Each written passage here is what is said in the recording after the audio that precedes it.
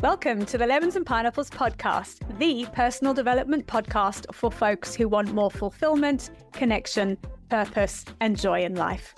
I'm your host, Emma O'Brien, a no-nonsense coach, a seasoned entrepreneur, photographer, rescue dog mum, and happy life enthusiast.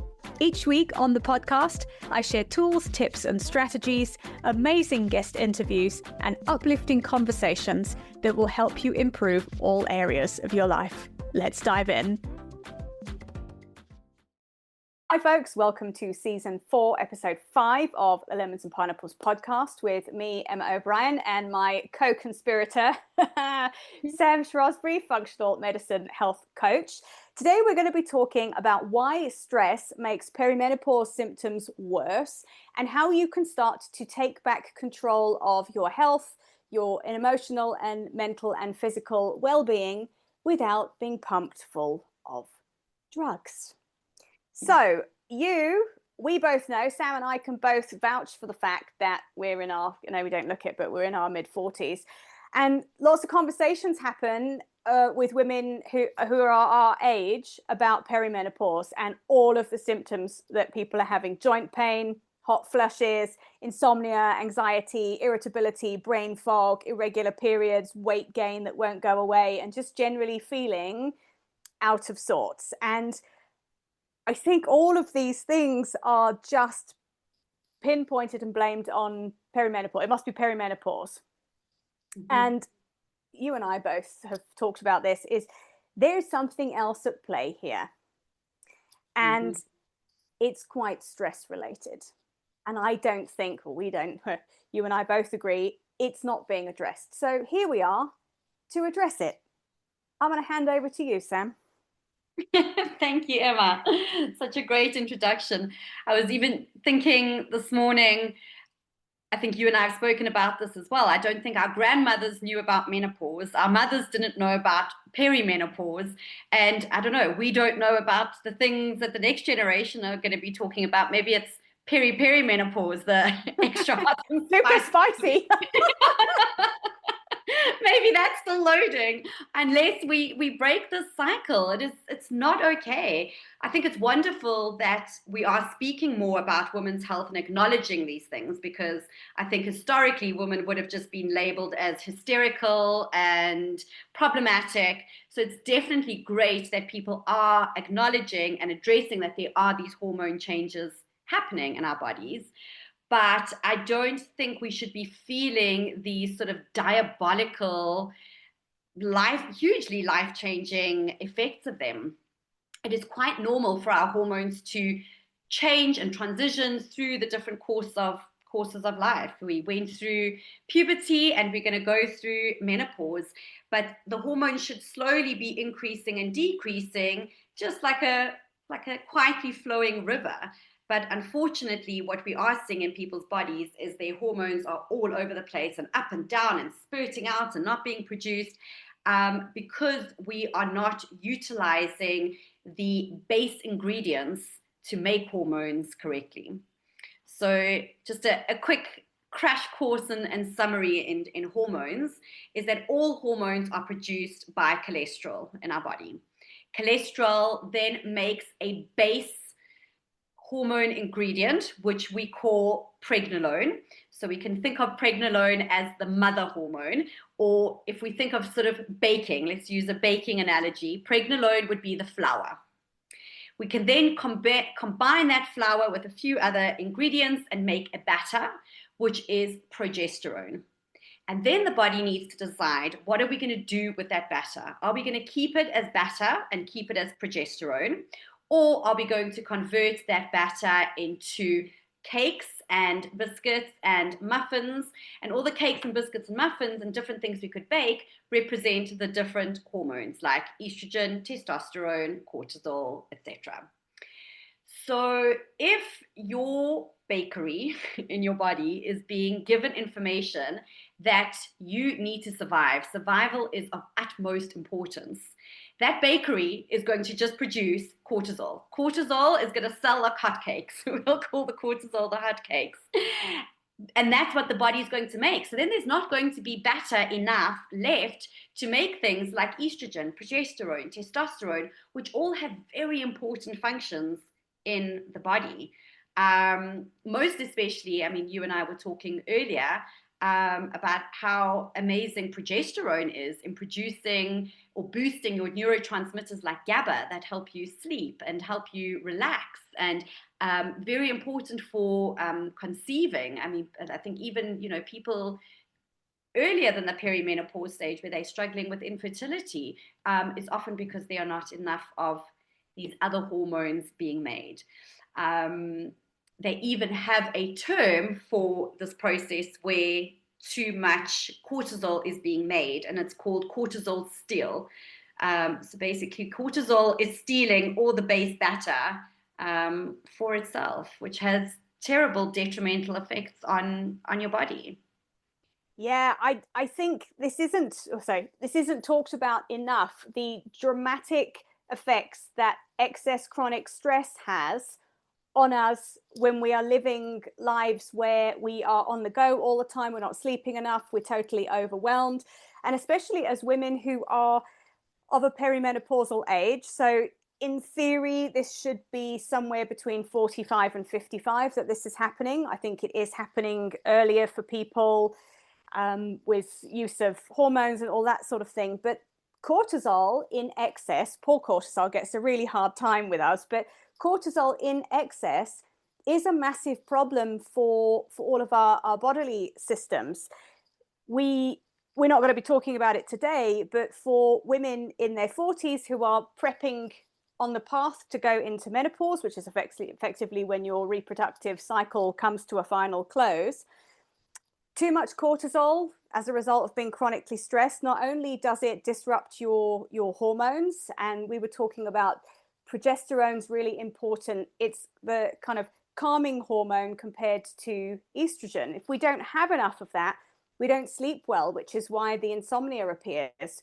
We can't calm ourselves well, so it's why the anxiety appears, and all of these wild symptoms that make life really difficult and then exacerbate that stress.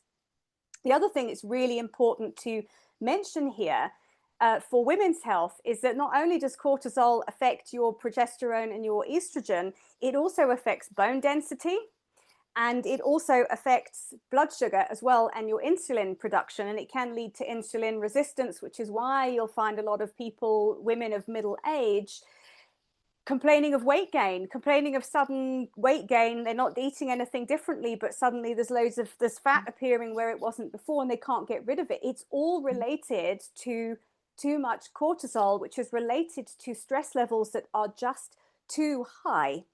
Mm-hmm.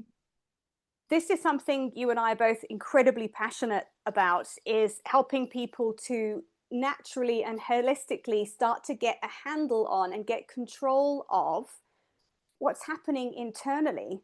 My work comes a lot from the kind of nervous system regulation and mindset side. You come from the functional medicine side. I mean, you've hours of training to do your functional medicine health coaching course.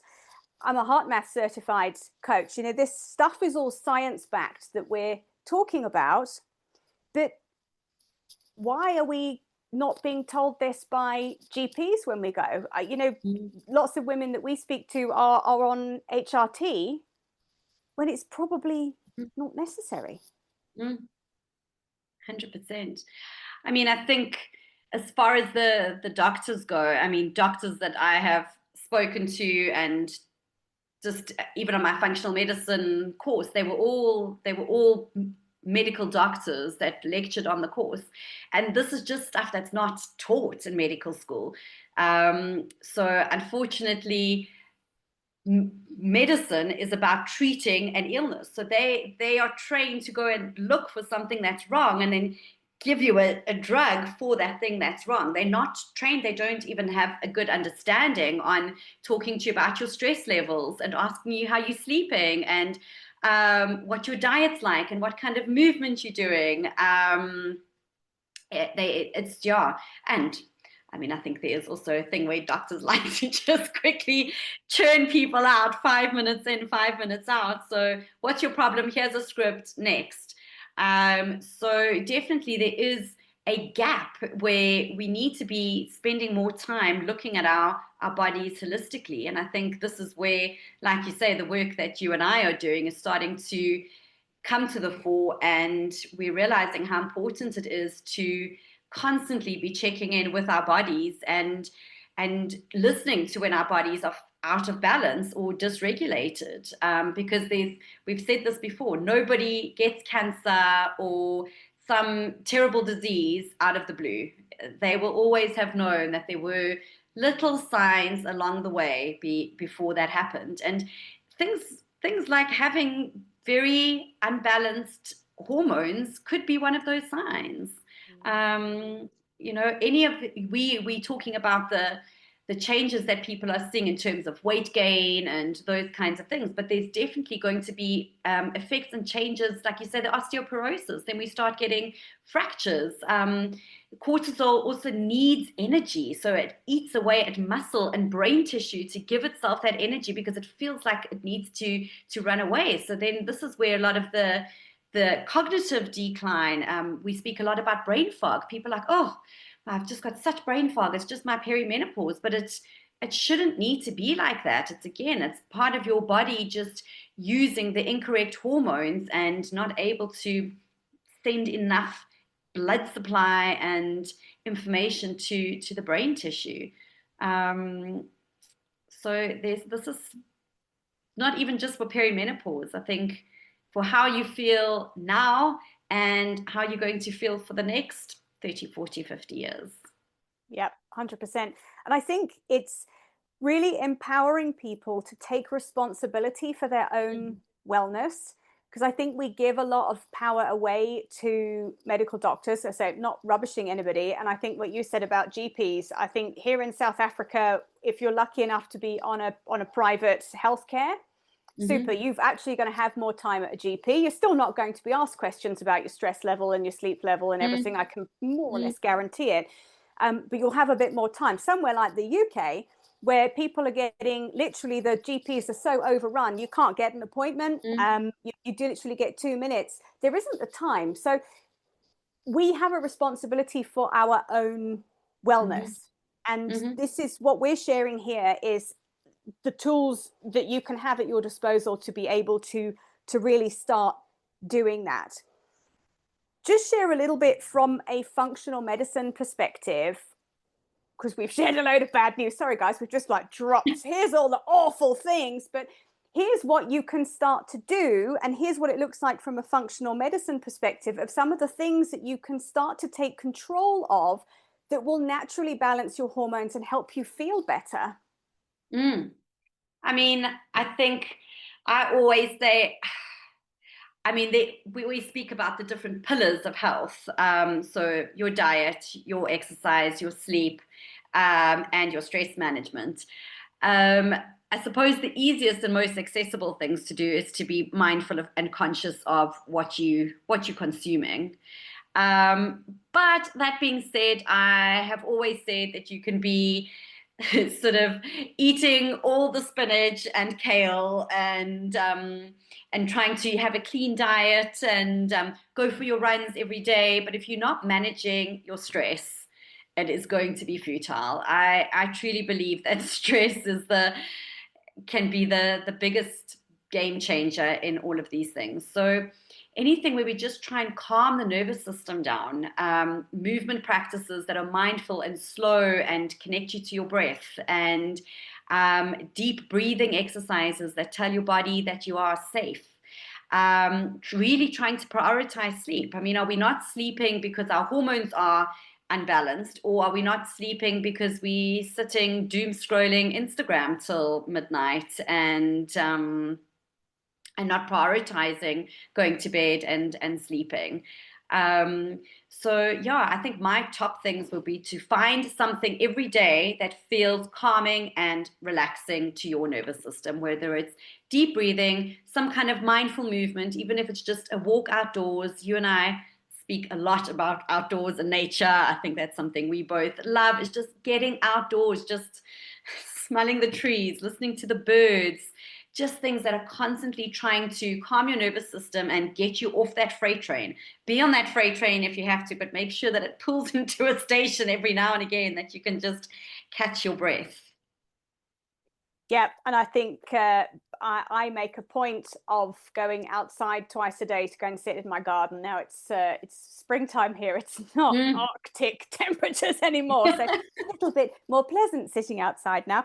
But I feel a lot better for just spending 5-10 minutes in the morning, in the evening, sitting outside, listening to the birds, and just being calm. And I live in, we both live in cities. Unfortunately, we're not living on a plot of land with no traffic noise, but it's just being able to tune into the birds, the trees, the breeze coming through the trees, and just to sit really quietly. The nature is mostly free, and it's a really, really powerful healing tool. From my perspective, when it comes to nervous system regulation, there are quite a lot of tools that we can implement. HeartMath has an amazing set of tools, which we're going to be teaching in the recalibration course that we've got coming up very soon. I'm going to share one tool before we close the podcast, just to give everybody listening a bit of a taster of a couple of moments of real soothing calm.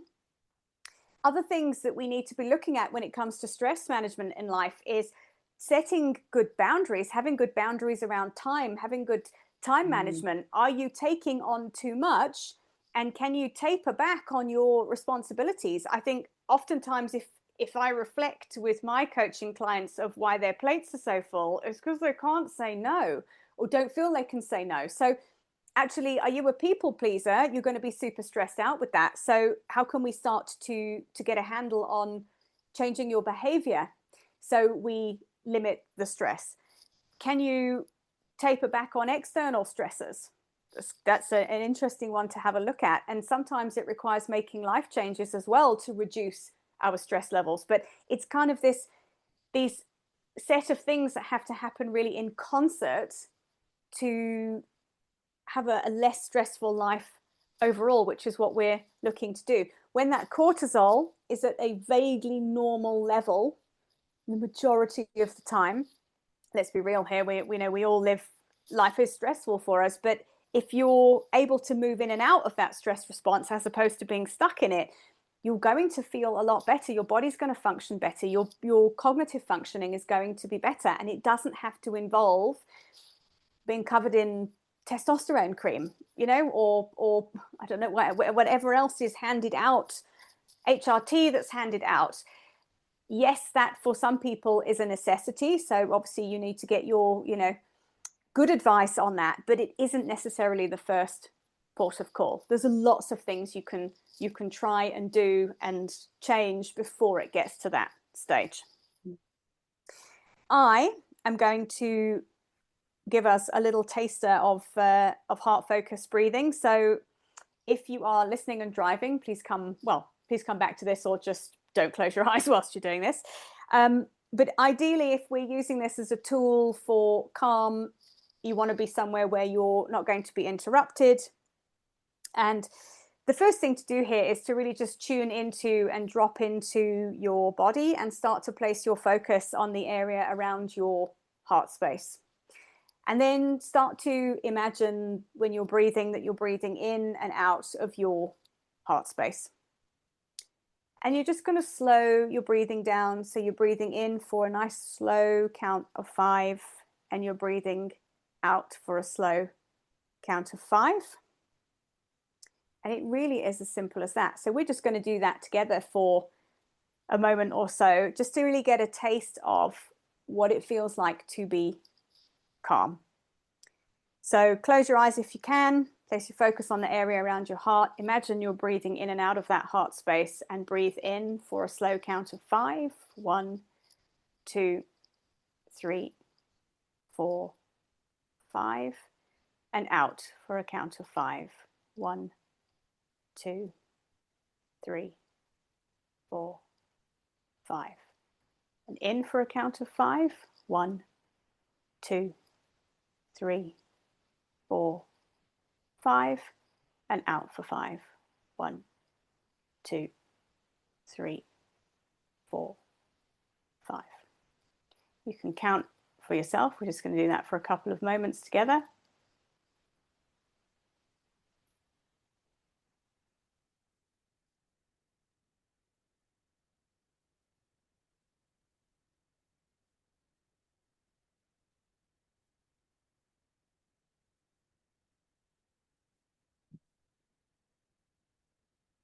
And I hope that gives you a real taste of what it feels like just to sit in a moment of calm.